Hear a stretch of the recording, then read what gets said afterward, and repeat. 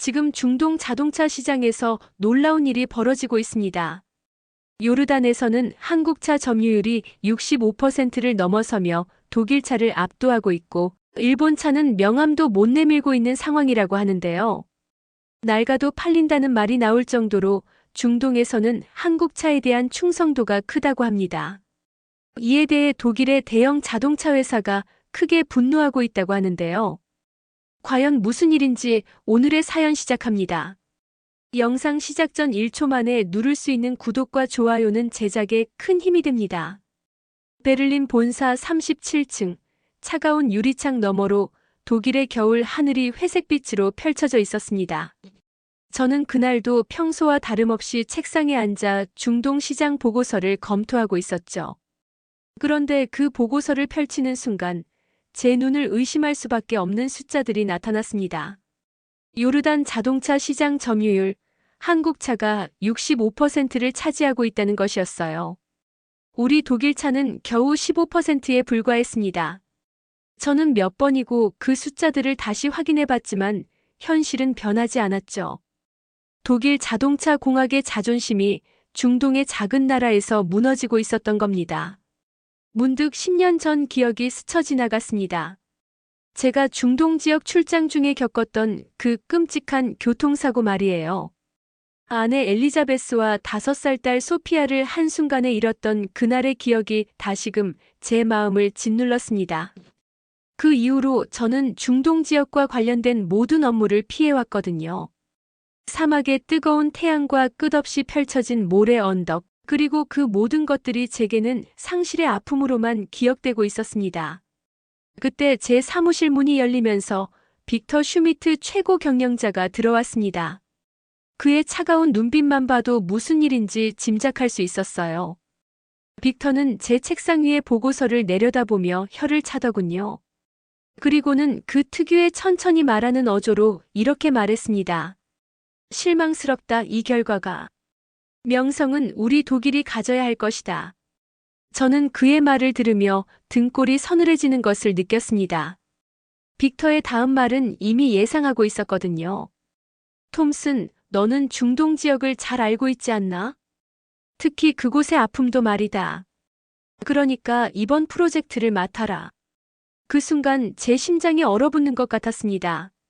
10년 만에 다시 중동으로 돌아가야 한다는 것. 그것도 가족을 잃었던 바로 그 지역 근처로 말이에요. 하지만 거부할 수 없었습니다. 회사에서 제게 주어진 마지막 기회일지도 모르거든요. 빅터는 계속해서 설명했습니다. 요르단 시장에서 한국 차들이 우리를 압도하고 있다는 것. 현대와 기아 같은 브랜드들이 마치 그곳이 자신들의 고향인 양자리 잡고 있다는 것 말이죠. 그는 특히 한국차의 가격 경쟁력과 연비, 그리고 내구성을 강조하며 우리가 어떻게 대응해야 할지 고민해야 한다고 했습니다. 저는 그 자리에서 바로 대답하지 못했어요. 머릿속에서는 온갖 생각들이 뒤엉키고 있었거든요.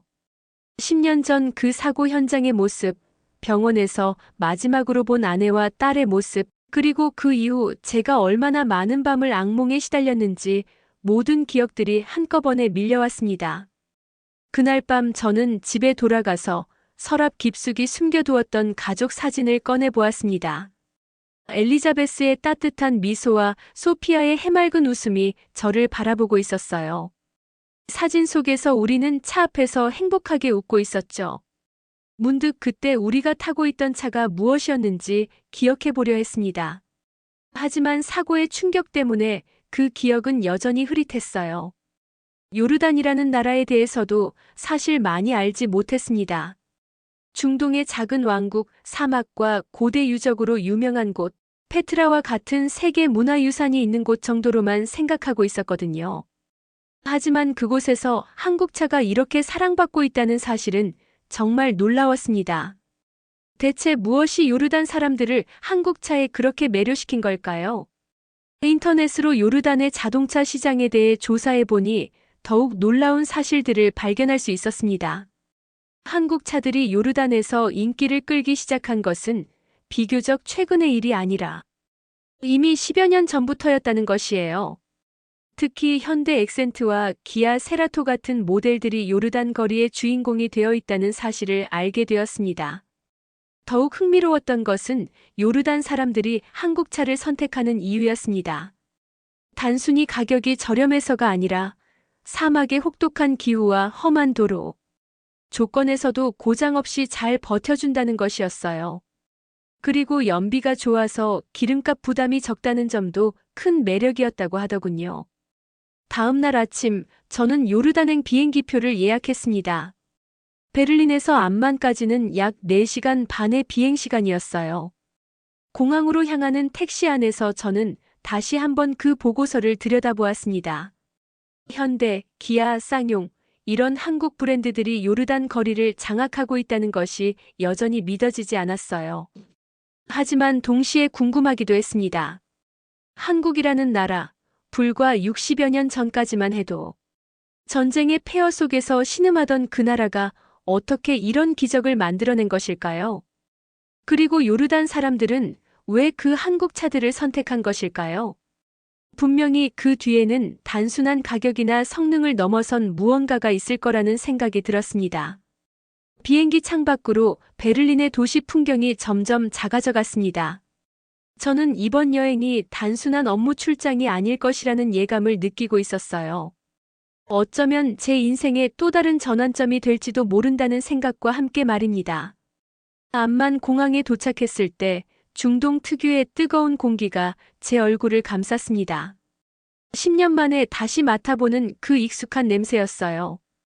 사막의 모래 냄새와 뜨거운 태양 냄새가 섞인 그것 말입니다. 순간 가슴이 답답해졌지만 저는 깊게 숨을 들이마시며 마음을 다잡았습니다. 공항에서 나오자마자 눈에 띈 것은 주차장에 가득한 자동차들이었어요. 그런데 정말로 보고서에서 본 것처럼 한국 차들이 압도적으로 많았습니다. 현대 엑센트, 기아 세라토, 소나타들이 마치 한국의 어느 도시에 온 것 같은 착각을 불러일으킬 정도였죠. 독일 차는 간혹 벤츠나 BMW가 눈에 띌 뿐이었습니다. 택시를 타고 시내로 향하면서 저는 운전기사에게 물어봤습니다. 요르단에서는 왜 한국 차를 이렇게 많이 타는지 말이에요. 운전기사는 아랍어와 영어를 섞어가며 열심히 설명해 주더군요. 한국 차는 고장이 잘 안 나고 기름도 적게 먹고 무엇보다 가격이 합리적이라는 것이었습니다. 호텔에 짐을 풀고 난 후 저는 바로 시장 조사를 시작했습니다. 암만 시내의 중고차 시장으로 향했어요. 그곳에서 제가 만난 사람이 바로 아흐메드였습니다. 50대 중반의 그는 중고차 딜러였는데 첫인상부터 남달랐어요. 키가 크고 수염이 덥수룩한 그는 마치 사막의 베두인족 같은 풍모를 가지고 있었습니다. 아흐메드를 처음 만났을 때 그의 첫마디가 아직도 기억에 생생합니다. 이봐 친구. 한국 차는 사막의 낙타만큼 강하고 벌새처럼 연비가 좋아. 그의 열정적인 몸짓과 함께 터져나온 이 말은 저를 완전히 사로잡았어요. 그는 자신의 매장을 자랑스럽게 보여주면서 한국 차들에 대해 끝없이 이야기했습니다. 매장 안에는 정말로 한국 차들이 가득했어요. 10년 된 현대 엑센트부터 최신 기아, 소렌토까지 다양한 연식과 모델의 한국 차들이 마치 박물관의 전시품처럼 정렬되어 있었습니다. 아흐메드는 각 차량마다 애정 어린 손길로 어루만지면서 그 차들의 장점을 하나하나 설명해 주었어요. 이 차는 40만 킬로미터를 달렸지만 아직도 새 차 같아. 아흐메드가 한 대의 현대 소나타를 가리키며 말했습니다. 원래 주인은 의사였는데 15년 동안 한 번도 큰 고장이 없었다고 해. 정말 믿을 수 없지 않나? 저는 그의 이야기를 들으면서 점점 더 궁금해졌습니다. 과연 한국차가 정말로 그렇게 뛰어난 것일까? 아니면 이것은 단순한 과장일까? 하지만 아흐메드의 진심 어린 눈빛을 보니 그가 거짓말을 하고 있다고는 생각되지 않았어요. 그런데 정말 아이러니한 일이 벌어졌습니다. 시장 조사를 마치고 호텔로 돌아가려던 참에 제가 렌트한 독일 차가 갑자기 시동이 걸리지 않는 것이었어요. 에어컨도 나가고 엔진에서는 이상한 소리가 나더군요. 중동의 뜨거운 날씨를 견디지 못한 것 같았습니다. 당황하고 있는 저를 본 아흐메드가 웃으면서 다가왔습니다. 걱정하지 마, 친구. 내 차로 호텔까지 데려다 줄게. 그가 가리킨 차는 10년 된 현대 투싼이었어요. 낡아 보였지만 에어컨은 시원하게 나오고 엔진 소리도 조용했습니다. 차 안에서 아흐메드는 계속해서 한국차에 대한 이야기를 들려주었습니다. 요르단 사람들이 한국차를 좋아하는 이유는 단순히 성능 때문만이 아니라는 것이었어요. 한국 사람들이 우리와 비슷한 어려움을 겪었다는 것, 그래서 서로를 이해할 수 있다는 것이 더 큰 이유라고 하더군요. 한국도 전쟁을 겪었잖아. 우리처럼 말이야. 그래서 한국 사람들이 만든 차에는 특별한 무언가가 있어. 마치 우리의 마음을 이해하는 것 같아. 아흐메드의 이 말이 제 마음 깊숙이 울려 퍼졌습니다. 호텔에 도착하기 전 아흐메드는 저를 한 곳으로 데려갔습니다. 그곳은 작은 찻집이었는데 그는 저에게 전통차인 사이를 대접해 주었어요. 뜨거운 차를 마시면서 그는 더욱 진솔한 이야기를 들려주었습니다. 사실 나도 처음에는 한국 차를 믿지 않았어. 일본 차나 독일 차만이 진짜 좋은 차라고 생각했거든. 하지만 10년 전에 어쩔 수 없이 현대 엑센트를 샀는데 그게 내 인생을 바꿔놓았지.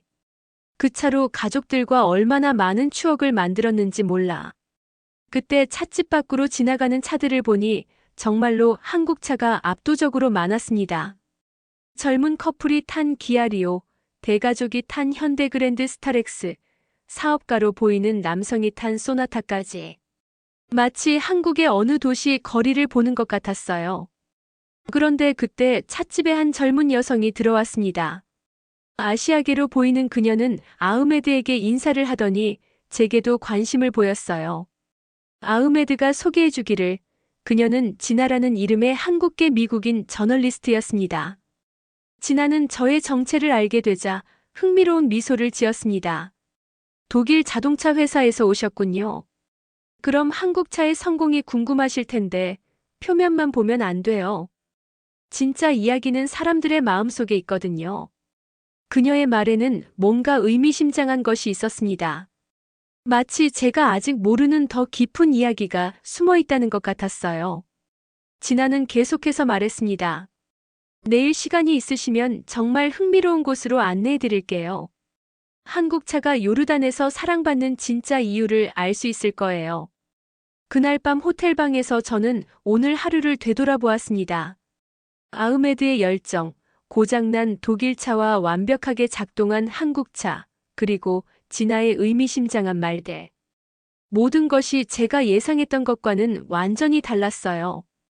단순히 시장 점유율을 회복하는 문제가 아니라 더 깊고 복잡한 무언가가 이 땅에 숨어 있다는 것을 느낄 수 있었습니다.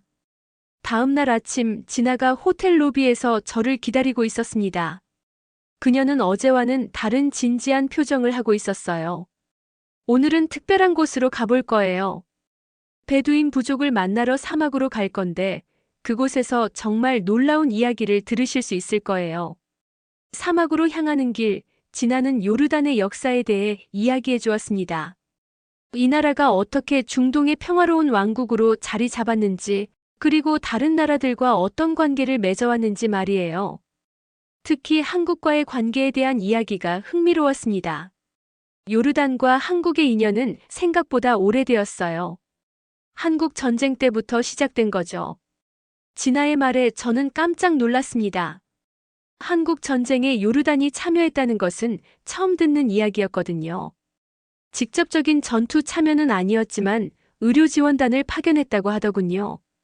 차창 밖으로 펼쳐지는 사막 풍경을 바라보면서 저는 10년 전의 기억들이 다시 떠오르는 것을 느꼈습니다. 같은 중동이지만 요르단의 사막은 제가 사고를 당했던 곳과는 분위기가 달랐어요. 더 평화롭고 고요한 느낌이었습니다. 멀리 베두인 텐트들이 보이기 시작했고 낙타들이 한가롭게 풀을 뜯고 있는 모습도 눈에 띄었어요. 1시간 정도 달린 후 우리는 파리드 족장이 이끄는 베두인 부족의 거주지에 도착했습니다. 60대의 파리드 족장은 전통적인 베두인 복장을 하고 있었는데 그의 눈빛에는 깊은 지혜가 담겨 있었어요. 그는 우리를 따뜻하게 맞아주며 전통 텐트 안으로 안내했습니다. 텐트 안은 생각보다 넓고 아늑했습니다.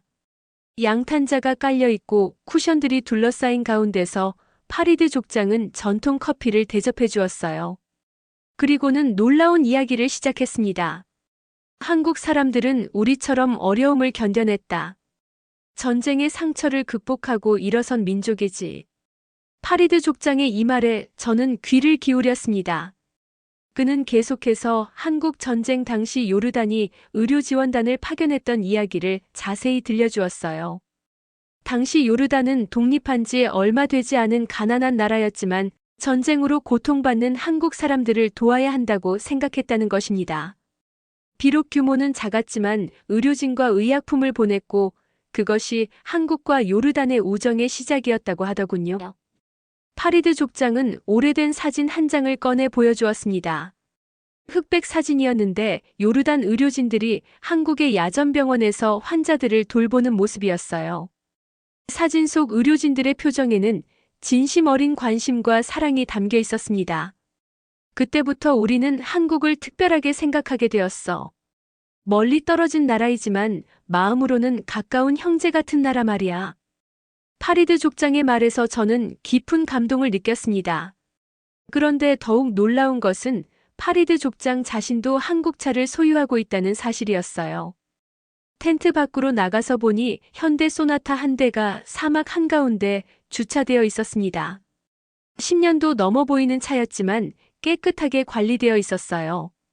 이 차는 내 가족의 보물이야. 파리드 족장이 소나타를 애정 어린 눈빛으로 바라보며 말했습니다. 사막의 모래바람도 뜨거운 태양도 이 차를 멈출 수 없어. 마치 한국 사람들의 의지처럼 강하거든. 족장은 저를 차에 태우고 사막을 한 바퀴 돌아보자고 제안했습니다. 10년 된 현대 소나타가 사막의 거친 길을 달리는 모습은 정말 인상적이었어요.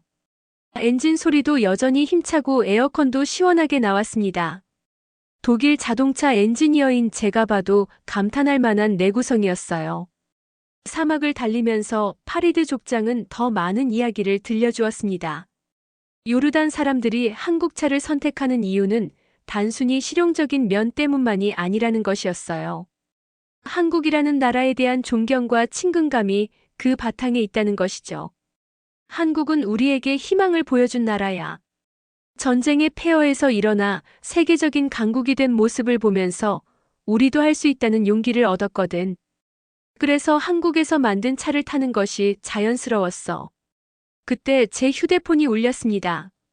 베를린 본사에서 온 전화였어요. 빅터 최고 경영자였습니다. 그의 목소리는 여전히 차갑고 재촉하는 듯 했어요. 시간은 금이다, 톰슨.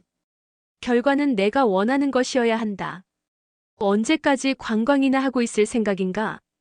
저는 사막 한가운데서 빅터의 재촉을 받으며 복잡한 심정이 되었습니다. 회사에서 원하는 것은 단순한 시장 분석과 경쟁 전략이었지만 제가 여기서 발견하고 있는 것은 그보다 훨씬 깊고 의미 있는 무언가였거든요. 전화를 끊고 난 후 파리드 족장이 저를 걱정스럽게 바라보았습니다. 뭔가 어려운 일이 있나 보군. 하지만 기억해두게나. 진정한 성공은 숫자로 측정되는 것이 아니야. 사람의 마음을 얻는 것이 진짜 성공이지. 그의 말이 제 마음 깊숙이 울려 퍼졌습니다. 저는 지금까지 자동차를 단순한 기계, 판매해야 할 상품으로만 생각해왔는데 여기 요르단 사람들에게는 그 이상의 의미가 있다는 것을 깨닫기 시작했어요. 해가 저물어가는 사막에서 우리는 베두인 부족의 저녁 식사에 초대받았습니다. 양고기와 쌀로 만든 전통 요리 만사푸를 함께 나누어 먹으면서 저는 이들의 따뜻한 환대에 감동받았어요. 그들은 저를 독일에서 온 손님이 아니라 진짜 가족처럼 대해주었습니다. 식사 후 파리드 족장은 저에게 한 가지 제안을 했습니다. 내일은 암만으로 돌아가서 한국차 정비소를 방문해보라는 것이었어요. 거기서 정말 놀라운 이야기를 들을 수 있을 거라고 하더군요. 그날 밤 사막의 별들을 바라보며 저는 많은 생각에 잠겼습니다. 10년 전 사고 이후 처음으로 마음이 평화로워지는 것을 느꼈어요. 아직도 가족을 잃은 아픔은 남아 있었지만 이곳 사람들의 따뜻함이 그 상처를 조금씩 어루만져주는 것 같았습니다.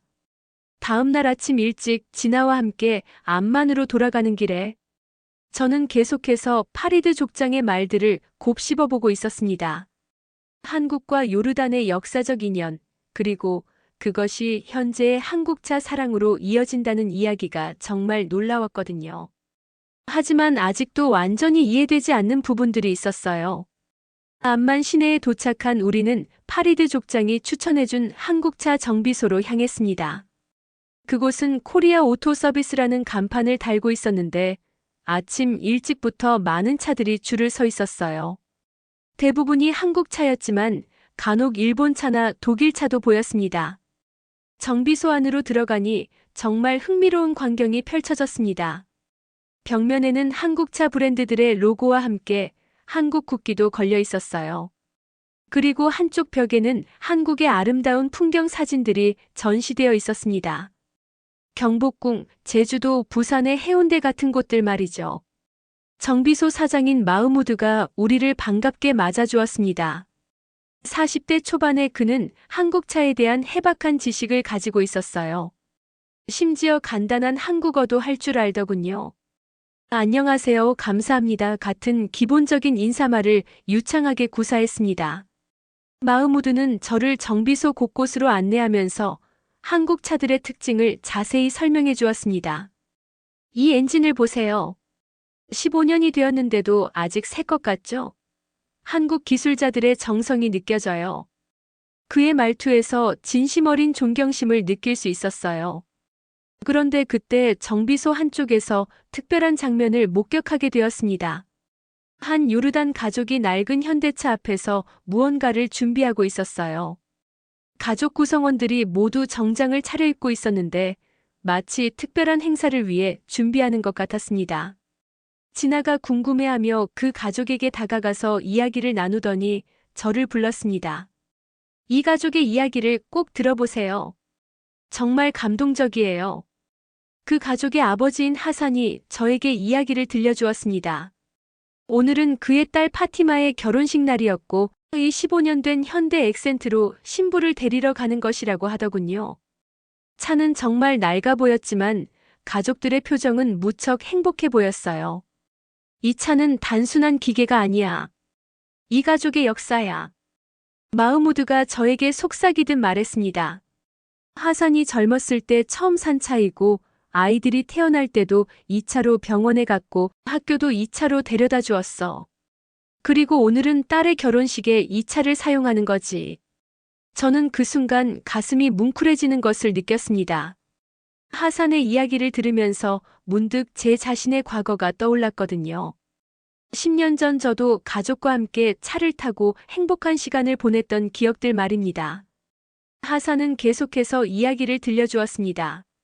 이 차를 살 때만 해도 돈이 많지 않았는데 한국 차는 가격도 합리적이고 신뢰할 수 있어서 선택했다고 해요. 그리고 15년이 지난 지금도 여전히 잘 달리고 있으니 정말 고마운 일이라고 하더군요. 파티마도 저에게 인사를 했습니다. 아름다운 전통 드레스를 입은 그녀는 수줍게 웃으면서 말했어요. 이 차는 제게 특별한 의미가 있어요. 어릴 때부터 아빠와 함께 이 차를 타고 여러 곳을 다녔거든요. 오늘 이 차로 결혼식장에 가는 것이 정말 의미 있어요. 그때 갑자기 제 머릿속에 10년 전의 기억이 생생하게 떠올랐습니다. 아내 엘리자베스와 딸 소피아와 함께 차를 타고 피크닉을 갔던 날, 소피아가 차창에 그림을 그리며 즐거워했던 모습, 엘리자베스가 조수석에서 좋아하는 노래를 흥얼거리던 모습들이 한꺼번에 밀려왔어요. 그런데 놀라운 것은 그때 우리가 타고 있던 차도 한국산이었다는 것을 갑자기 기억해낸 것이었습니다. 현대 소나타였어요. 저는 그동안 사고의 충격으로 그 기억을 잊고 있었는데 하산 가족의 이야기를 들으니 모든 것이 선명하게 되살아났습니다. 제 얼굴이 창백해지는 것을 본 진아가 걱정스럽게 물어봤습니다. 괜찮으세요? 뭔가 기억나는 게 있나 봐요. 저는 그녀에게 10년 전의 사고 이야기를 간략하게 들려주었어요. 그리고 그때 우리가 탔던 차도 한국 차였다는 것을 방금 기억해냈다고 말했습니다. 진아는 깊이 공감하는 표정을 지었습니다. 그럼 이곳에서 한국 차들을 보는 게 더욱 특별한 의미가 있겠네요. 아픈 기억이겠지만 동시에 소중한 추억이기도 하잖아요. 마흐무드도 제 이야기를 듣고 위로의 말을 건넸습니다. 차는 때로는 슬픈 기억을 남기기도 하지만 더 많은 행복한 순간들을 만들어주죠. 하산 가족처럼 말이에요. 아마 당신의 가족도 그 차 안에서 많은 행복한 시간을 보냈을 거예요. 하산 가족이 결혼식을 위해 떠나는 모습을 보면서 저는 복잡한 감정을 느꼈습니다. 한편으로는 제 자신의 잃어버린 행복에 대한 그리움이 있었고, 다른 한편으로는 이들의 행복을 진심으로 축하하고 싶은 마음이 있었어요. 정비소를 떠나면서 마흐무드가 저에게 마지막으로 한 말이 깊이 인상에 남았습니다. 한국 차가 요르단에서 사랑받는 이유는 단순히 좋은 차이기 때문만이 아니에요.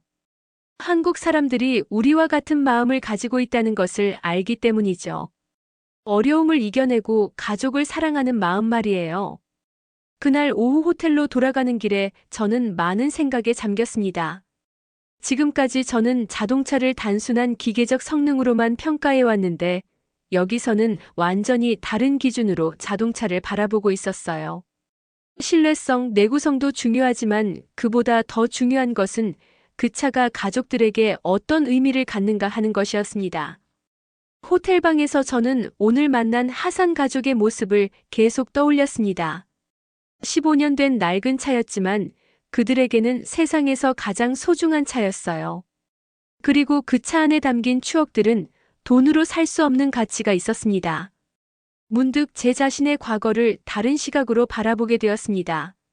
10년 전 그 사고는 분명히 비극적인 일이었지만 그 이전에 가족과 함께 보낸 행복한 시간들도 있었다는 것을 인정하게 되었어요.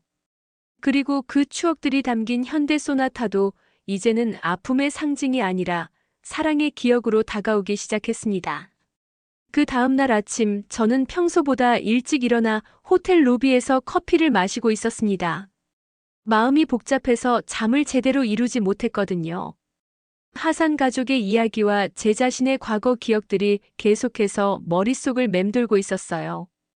그런데 갑자기 로비가 소란스러워지기 시작했습니다. 호텔 직원들이 분주하게 움직이고 있었고 고급 승용차 몇 대가 호텔 앞에 도착하는 것이 보였어요. 그리고 그 차에서 내린 사람을 보고 저는 깜짝 놀랐습니다. 바로 빅터 슈미트 최고 경영자였습니다. 그가 직접 요르단까지 온 것이었어요. 빅터는 저를 발견하자마자 차가운 미소를 지으며 다가왔습니다. 톰슨, 너무 오래 기다리게 했군. 이제 직접 나서야 할 때인 것 같다. 그의 말투에서 평소보다 더 강한 압박감이 느껴졌어요. 분명히 좋지 않은 일이 벌어질 것 같은 예감이 들었습니다. 빅터는 저를 호텔의 회의실로 데려갔습니다. 그곳에는 이미 몇 명의 부하 직원들이 와 있었고 각종 서류와 노트북이 준비되어 있었어요. 마치 작전 회의를 하려는 것 같은 분위기였습니다. 시간은 금이다, 톰슨. 그리고 결과는 내가 원하는 것이어야 한다. 빅터가 의자에 앉으며 말했습니다. 너의 여행 보고서를 읽어봤는데 너무 감상적이야. 우리에게 필요한 것은 감정이 아니라 시장 점유율이다. 빅터는 자신이 준비해온 계획을 설명하기 시작했습니다. 요르단의 주요 자동차 딜러들과 독점 계약을 체결하여 한국차 판매를 제한하겠다는 것이었어요. 그리고 독일차 구매 시 파격적인 할인 혜택을 제공하여 시장 판도를 바꾸겠다는 계획이었습니다. 저는 그 계획을 들으면서 불안감을 느꼈습니다. 지난 며칠 동안 만난 사람들, 아흐메드와 파리드 족장, 하산 가족과 마흐무드의 얼굴들이 떠올랐거든요. 그들에게 한국차는 단순한 상품이 아니라 삶의 일부였는데 그것을 인위적으로 차단한다는 것이 옳은 일인지 의문이 들었어요. 오후에 빅터와 함께 암만 시내의 주요 자동차 딜러들을 방문했습니다. 첫 번째로 찾아간 곳은 아흐메드의 중고차 매장이었어요. 아흐메드는 빅터를 보자마자 경계하는 눈빛을 보였습니다. 아마 그의 정체를 직감적으로 알아챈 것 같았어요. 빅터는 자신의 제안을 직설적으로 내놓았습니다. 선택하라 너희는. 미래는 독일과 함께해야 한다. 한국차 판매를 중단하고 독일차만 취급한다면 상당한 인센티브를 제공하겠다는 것이었어요. 아흐메드는 단호하게 거절했습니다. 미안하지만 그럴 수 없어. 한국차는 내 고객들이 신뢰하는 브랜드야. 나는 고객들을 배신할 수 없어. 그의 대답에서 진심이 느껴졌어요. 빅터의 표정이 차갑게 변했습니다. 그는 다른 딜러들도 같은 반응을 보이자 점점 더 공격적이 되었어요. 여러 딜러를 방문한 후 호텔로 돌아가는 길에 빅터가 저에게 충격적인 말을 했습니다. 톰슨, 너에게는 특별한 이유가 있지 않나? 10년 전 그 사고 말이야. 빅터의 이 말에 제 심장이 얼어붙었습니다. 그가 어떻게 그 일을 알고 있는 것일까요? 빅터는 계속해서 말했습니다. 너의 가족이 탔던 차, 그리고 그 사고의 진실. 너는 모르고 있겠지만 나는 모든 것을 알고 있다. 만약 이번 프로젝트가 실패한다면 그 진실이 세상에 알려질 수도 있어. 저는 빅터의 말이 무슨 뜻인지 이해할 수 없었습니다. 하지만 그의 위협적인 어조에서 뭔가 끔찍한 진실이 숨겨져 있다는 것을 느낄 수 있었어요. 그날 밤 저는 깊은 절망에 빠져 있었습니다. 다음 날 아침, 진아가 급하게 호텔로 찾아왔습니다. 그녀의 표정이 심상치 않았어요. 마이클, 중요한 이야기가 있어요. 당신이 꼭 알아야 할 진실이 있어요. 진아는 저를 조용한 카페로 데려갔습니다. 그리고는 충격적인 이야기를 시작했습니다. 저는 지난 며칠 동안 당신의 과거에 대해 조사해봤어요. 저널리스트의 직업 정신 때문이었는데 정말 놀라운 사실을 발견했어요. 그녀가 꺼낸 자료들을 보고 저는 충격을 받았습니다. 10년 전 제 가족이 탄 차를 들이받은 차량의 운전자에 대한 정보였어요. 그 운전자는 빅터의 조카였고 당시 음주운전 상태였다는 것이었습니다. 더욱 충격적인 것은 빅터가 이 사실을 은폐하기 위해 온갖 수단을 동원했다는 것이었어요. 경찰 수사도 방해했고 언론 보도도 막았으며 심지어 저를 회사로 영입한 것도 이 비밀을 숨기기 위해서였다는 것입니다. 진아는 계속해서 설명했습니다. 빅터는 당신을 자신의 통제 하에 두고 싶어 했어요. 만약 당신이 진실을 알게 되면 회사에 큰 타격을 줄 수 있으니까요. 그래서 당신을 중동 지역 담당자로 임명한 것도 당신을 멀리 보내려는 의도였을 거예요. 저는 그 순간 모든 것이 이해되었습니다. 왜 빅터가 저를 그렇게 대했는지, 왜 제게 중동 프로젝트를 맡겼는지, 그리고 왜 지금 직접 요르단까지 와서 압박을 가하는지 말이에요. 모든 것이 그의 범죄를 숨기기 위한 계획이었던 것입니다. 분노가 치밀어 올랐습니다. 10년 동안 저는 가족의 죽음을 순수한 교통사고로 받아들이며 살아왔는데 사실은 빅터의 조카가 저지른 음주운전 사고였다는 것이었어요. 그리고 빅터는 그것을 숨기기 위해 저를 이용해왔던 것입니다. 진아가 제 손을 잡으며 말했습니다. 이제 선택해야 해요. 진실을 밝혀 정의를 실현할 것인가, 아니면 계속 빅터의 조작 속에서 살 것인가. 하지만 기억해요. 진실은 항상 빛을 보게 되어 있어요. 그날 오후 저는 혼자서 요르단강 근처를 걸으면서 깊이 생각해 보았습니다. 지난 며칠 동안 만난 사람들의 얼굴들이 떠올랐어요. 아흐메드의 열정, 파리드 족장의 지혜, 하산 가족의 행복, 마흐무드의 성실함. 이들은 모두 진실하고 선량한 사람들이었습니다. 그리고 한국과 요르단의 우정, 어려움을 이겨내고 일어선 두 민족의 이야기도 생각해 보았어요. 이 모든 아름다운 이야기들이 빅터의 탐욕과 거짓 때문에 더럽혀져서는 안 된다고 생각했습니다. 해가 지는 요르단강을 바라보며 저는 결심을 굳혔습니다. 이제는 진실을 밝혀야 할 때였어요. 제 가족의 명예를 위해서, 그리고 이곳 선량한 사람들을 위해서 말입니다. 다음 날 아침 일찍 저는 결심을 굳히고 행동에 나서기로 했습니다. 먼저 진아에게 연락해서 빅터를 고발할 수 있는 구체적인 증거들을 더 수집해달라고 부탁했어요. 그녀는 저널리스트로서의 네트워크를 활용해서 도움을 주겠다고 약속했습니다. 그런데 호텔 로비에서 뜻밖의 만남이 있었습니다. 파리드 족장이 저를 찾아온 것이었어요. 어제 베두인 부족 중 한 명이 암만에서 빅터와 그의 일행을 보았다며 걱정되어 왔다고 하더군요. 족장의 직감은 정확했습니다. 파리드 족장은 저의 어두운 표정을 보고 무슨 일인지 짐작하는 듯 했어요. 젊은이, 무거운 짐을 지고 있는 것 같구나. 혼자서 모든 것을 감당하려 하지 마라. 때로는 지혜로운 조언이 필요한 법이야. 저는 파리드 족장에게 지금까지 일어난 모든 일들을 털어놓았습니다. 10년 전 가족을 잃은 사고의 진실, 빅터의 협박, 그리고 제가 내린 결심까지 모든 것을 말했어요. 족장은 조용히 제 이야기를 들어주었습니다. 이야기를 다 듣고 난 족장이 깊이 고개를 끄덕였습니다. 용서는 약함이 아니다. 진정한 강함이지. 한국 사람들이 그것을 가르쳐 주었다. 족장의 이 말이 제 마음 깊숙이 울려 퍼졌어요. 족장은 계속해서 말했습니다. 한국 전쟁 이후 한국 사람들은 원수였던 일본과도 화해했고 북한과도 대화의 문을 열어두고 있어. 그들에게서 배운 것은 복수가 아니라 용서와 발전이야. 하지만 진실을 밝히는 것과 용서하는 것은 별개의 문제지. 그때 진아가 급하게 호텔로 들어왔습니다. 마이클, 큰일이에요. 빅터가 지금 주요 딜러들을 강제로 모아서 회의를 하고 있어요. 아흐메드도 억지로 끌려갔다고 해요. 우리는 서둘러 그 회의 장소로 향했습니다. 암만 시내의 한 호텔 회의실이었는데 이미 여러 자동차 딜러들이 모여 있었어요. 분위기가 매우 긴장되어 있었습니다. 회의실 문 앞에서 우리는 안에서 들려오는 빅터의 목소리를 들을 수 있었습니다. 선택은 간단하다. 독일 차를 선택하면 번영이 있고 한국 차를 고집하면 어려움이 따를 것이다. 그의 협박적인 어조가 선명하게 들렸어요. 아흐메드의 목소리도 들렸습니다. 우리는 고객들을 속일 수 없어요. 한국 차는 우리 생활의 일부가 되었어요. 그걸 포기하라는 것은 우리 자신을 포기하라는 것과 같아요.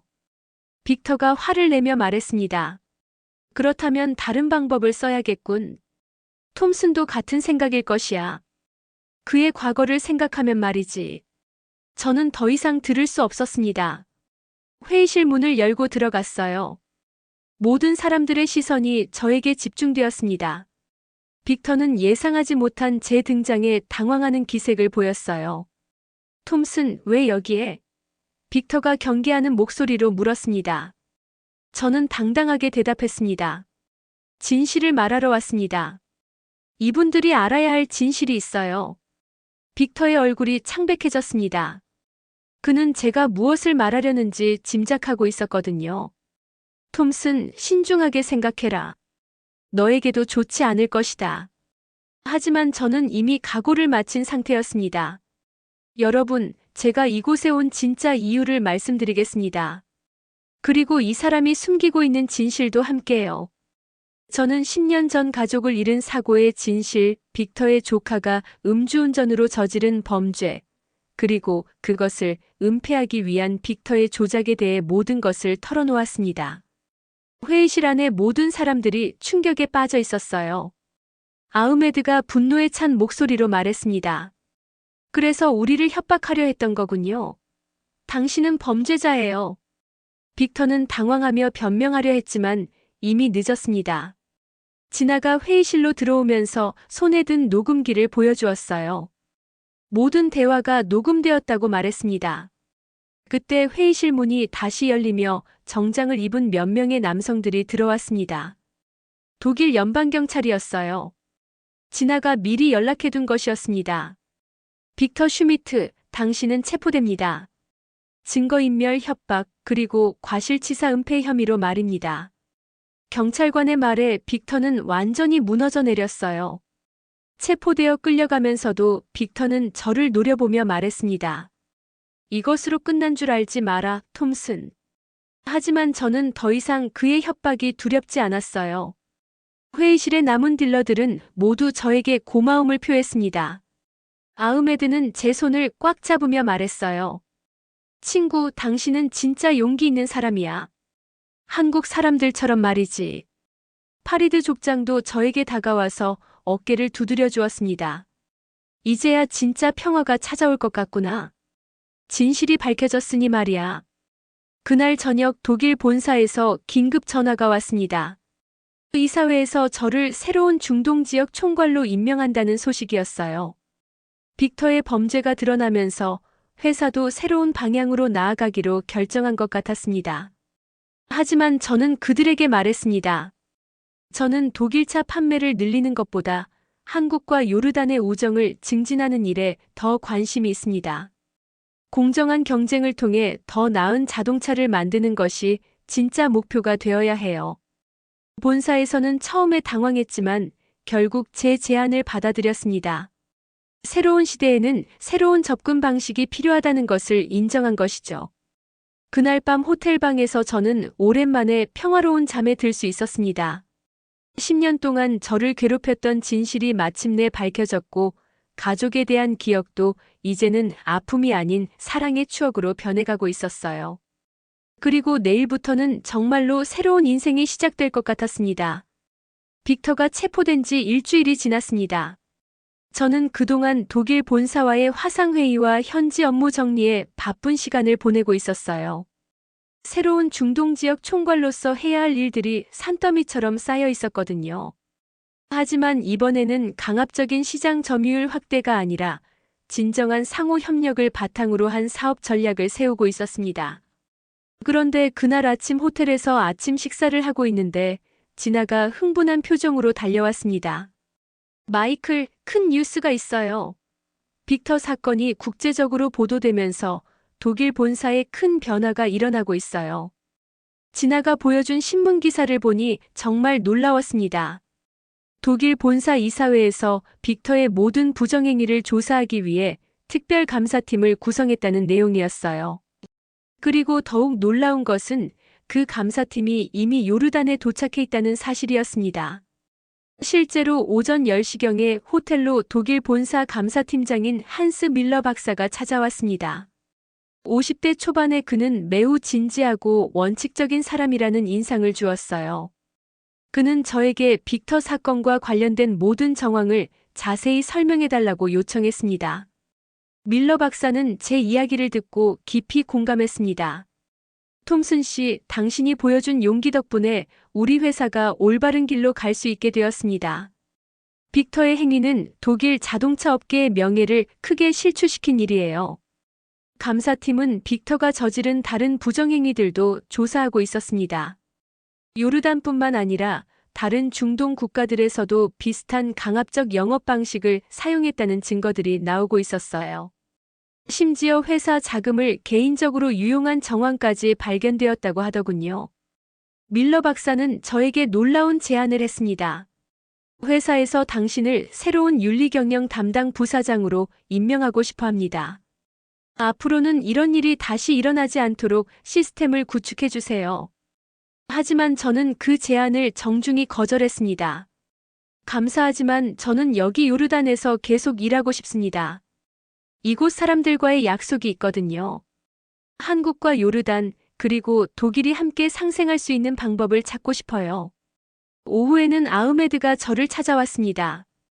그는 매우 기쁜 표정이었어요. 친구, 좋은 소식이 있어. 요르단 자동차 수입업자 협회에서 당신을 명예고문으로 위촉하고 싶어 해. 그리고 한국 현대자동차 본사에서도 연락이 왔다고 해. 정말 놀라운 일이었습니다. 한국의 현대자동차 중동 지역 담당 임원이 요르단을 방문한다는 소식이었어요. 그들도 최근 일어난 사건들에 대해 관심을 갖고 있었고 공정한 경쟁을 위한 협력 방안을 논의하고 싶어 한다고 했습니다. 그날 저녁 파리드 족장도 암만으로 와서 저와 만났습니다. 젊은이, 정말 대단한 일을 해냈구나. 이제 진정한 평화의 시대가 올 것 같아. 한국차와 독일차가 서로 경쟁하면서도 존중하는 관계 말이야. 족장은 흥미로운 제안을 했습니다. 사막에서 한국차와 독일차가 함께 참여하는 우정 랠리를 개최하자는 것이었어요. 경쟁이 아니라 협력과 우정을 상징하는 행사로 말입니다.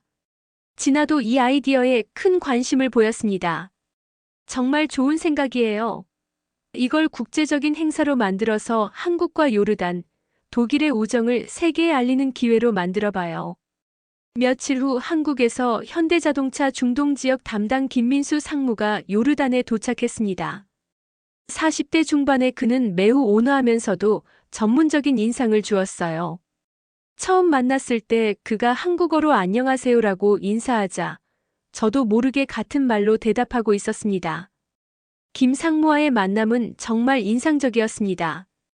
그는 요르단에서의 한국차 성공에 대해 겸손하게 이야기했어요. 저희가 잘해서가 아니라 요르단 분들이 저희를 믿어주셔서 가능한 일이었습니다. 그리고 앞으로도 그 신뢰를 저버리지 않도록 더욱 노력하겠습니다.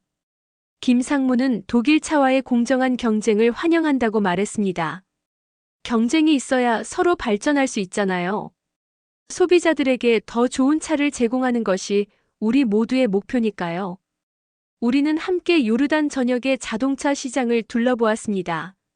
김 상무는 한국차를 사용하는 요르단 사람들의 이야기를 직접 들으며 깊은 감동을 받는 것 같았어요. 특히 하산 가족의 결혼식 이야기를 들었을 때는 눈물을 글썽이기도 했습니다. 그날 저녁 아흐메드가 주최한 환영 만찬에서 김 상무는 특별한 발표를 했습니다. 한국 현대자동차에서 요르단에 정식 서비스 센터를 설립하기로 결정했다는 소식이었어요. 그리고 요르단 젊은이들을 한국으로 초청해서 자동차 기술을 교육하는 프로그램도 시작하겠다고 했습니다. 더욱 놀라운 것은 독일 본사에서도 비슷한 프로그램을 제안해왔다는 것이었습니다. 밀러 박사가 전화로 알려준 소식이었는데 독일에서도 요르단과의 기술 협력을 확대하고 싶어 한다는 것이었어요. 만찬이 끝나고 김 상무와 개인적으로 이야기를 나눌 기회가 있었습니다. 그는 저에게 한국어를 배워보라고 권했어요. 한국과 요르단의 다리 역할을 하려면 언어도 중요하니까요. 그리고 기회가 되면 한국도 방문해 보시라고 했습니다. 그날 밤 호텔방에서 저는 지금까지의 일들을 되돌아보았습니다. 불과 2주 전만 해도 저는 단순히 시장 점유율을 회복하려는 냉혹한 비즈니스맨이었어요. 하지만 이제는 서로 다른 문화와 국가들 사이의 가교 역할을 하는 사람이 되어 있었습니다. 무엇보다 제 자신의 상처도 많이 치유되었다는 것을 느꼈어요. 10년 동안 저를 괴롭혔던 가족에 대한 아픈 기억들이 이제는 소중한 추억으로 변해가고 있었습니다. 그리고 새로운 가족 같은 사람들을 이곳에서 만났다는 것도 큰 행복이었어요. 내일부터는 정말로 새로운 일들이 시작될 것 같았습니다. 한국과 요르단, 독일이 함께 만들어갈 아름다운 미래를 상상하니 가슴이 설레었어요. 그로부터 1년이 흘렀습니다. 저는 요르단에서의 삶에 완전히 적응했고 한국어도 기초적인 회화가 가능할 정도로 늘었어요. 김민수 상무의 권유로 온라인 한국어 강의를 들으며 꾸준히 공부했거든요. 안녕하세요, 감사합니다, 죄송합니다 같은 기본 표현들을 자연스럽게 사용할 수 있게 되었습니다. 오늘은 정말 특별한 날이었습니다. 제가 기획한 평화의 다리 자동차 전시회가 드디어 개막하는 날이었거든요. 암만 시내 중심가의 대형 전시장에서 열리는 이 행사는 한국과 독일, 그리고 요르단의 우정을 상징하는 의미 있는 자리였어요. 전시장 입구에는 세 나라의 국기가 나란히 걸려 있었고 그 아래로는 각국의 대표적인 자동차들이 전시되어 있었습니다. 한국의 현대 소나타와 기아 소렌토, 독일의 벤츠와 BMW, 그리고 요르단에서 조립 생산되는 다양한 모델들까지 모든 차들이 조화롭게 배치되어 있었어요. 아침 일찍부터 아흐메드가 전시장으로 와서 저를 도와주었습니다. 그는 지난 1년 동안 제 가장 가까운 친구가 되어 있었어요. 친구, 오늘은 정말 역사적인 날이야. 한국차와 독일차가 이렇게 평화롭게 나란히 서 있다니 꿈만 같아. 전시회 개막식에는 정말 많은 사람들이 참석했습니다. 요르단 교통부 장관을 비롯해서 한국 대사관과 독일 대사관 관계자들, 그리고 현지, 자동차 업계 인사들까지 다양한 분들이 자리를 함께 해주셨어요. 특히 김민수 상무도 한국에서 특별히 참석해 주었고, 독일 본사에서는 한스 밀러 박사가 왔습니다. 그리고 파리드 족장도 전통 베두인 복장을 하고 참석해서 행사에 특별한 의미를 더해 주었어요. 개막식에서 제가 간단한 인사말을 했습니다. 여러분, 오늘 이 자리는 단순한 자동차 전시회가 아닙니다. 서로 다른 문화와 기술이 만나 새로운 가능성을 만들어내는 화합의 장입니다. 경쟁이 아닌 협력을, 갈등이 아닌 이해를 바탕으로 한 진정한 발전의 모습을 보여주고자 합니다. 김민수 상무도 축사를 했는데 그는 놀랍게도 간단한 아랍어로 인사를 시작했어요. 마르하바, 아흘란와 사흘란. 요르단 분들이 저희 한국차를 사랑해 주신 덕분에 오늘 이런 뜻깊은 자리를 마련할 수 있었습니다. 밀러 박사는 독일어와 영어를 섞어가며 독일 자동차 업계의 새로운 방향에 대해 이야기했습니다. 과거의 잘못된 관행들을 반성하고 앞으로는 정직하고 공정한 경쟁을 통해 소비자들에게 더 나은 가치를 제공하겠다고 약속했어요. 전시회 관람객들의 반응도 정말 좋았습니다. 요르단 가족들이 아이들 손을 잡고 와서 다양한 차들을 구경하는 모습이 인상적이었어요.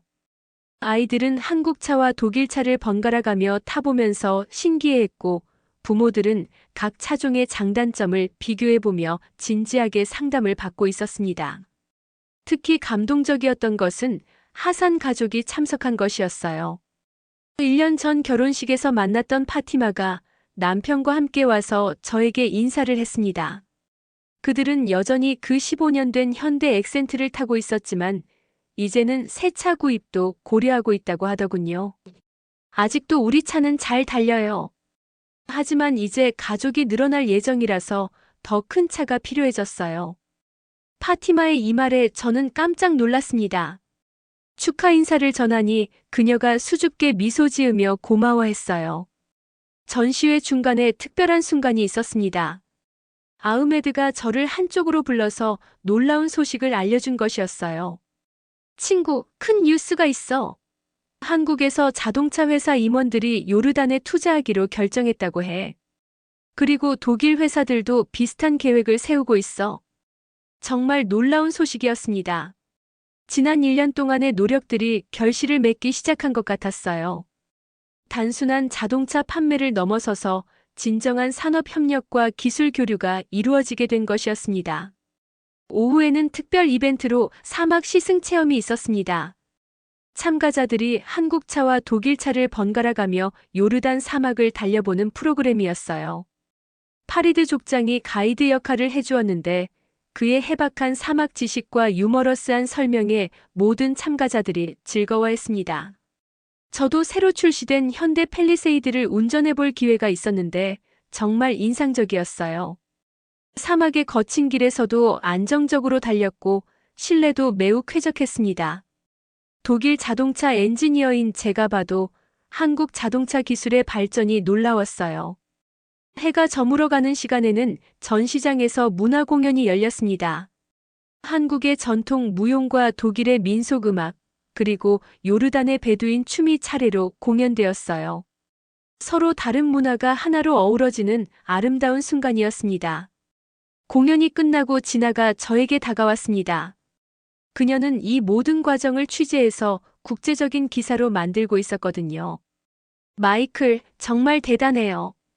1년 전만 해도 상상할 수 없었던 일들이 현실이 되었네요. 지나가 써준 기사의 제목이 인상적이었어요. 요르단 거리를 달리는 한국 차들은 단순한 교통수단이 아니다. 두 나라 국민의 마음을 잇는 우정의 상징이다. 정말 적절한 표현이라고 생각했습니다. 전시회가 끝나갈 무렵 저는 아흐메드의 중고차 매장을 방문했습니다. 그는 매장 간판을 새로 바꿔 달았더군요. 한국차, 독일차, 요르단의 마음 모두 환영합니다. 라는 문구가 적혀 있었어요. 친구, 이 간판이 어때?